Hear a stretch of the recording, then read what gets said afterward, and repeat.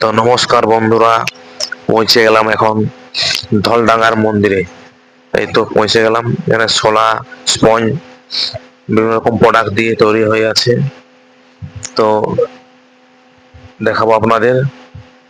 এই যে মূল গেট, এই গেটে ঢুকছি। এরপর দেখুন এই যে চারদিকে সব সিনগুলো করা আছে, স্পঞ্জ, অনেক কিছু প্রোডাক্ট দিয়ে তৈরি করা আছে। এই যে দেখুন উপরের দিকে এগুলো ভিতরে করা আছে। দেখুন এগুলো দেখুন ময়ূরের ডিজাইন করা আছে, এগুলো হাঁসের ডিজাইন করা আছে, এগুলো সব স্পঞ্জ আছে। স্পঞ্জ বিভিন্ন রকমের প্রোডাক্ট দিয়ে তৈরি করা আছে। লাইট আছে, অনেক রকম লাইট, এই যে লাইটও দেখা যাচ্ছে এখানে, নকশাগুলো করা আছে। এরপর মূল মন্দিরে ঢুকে গেলাম, মন্দিরের ভিতরে। এরপর এখানে গেটটায় দেখুন যেগুলো সব কি দেওয়া আছে। গেটের পাশে যে মায়ের মন্দির, মা বিরাজমান এখানে,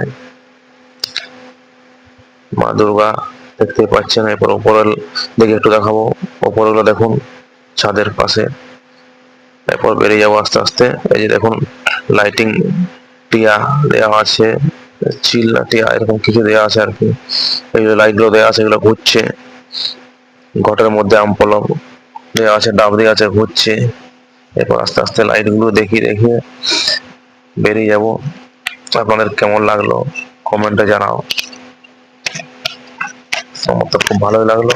গাছের মধ্যেও লাইট দেওয়া আছে, খুব ভালো জায়গা।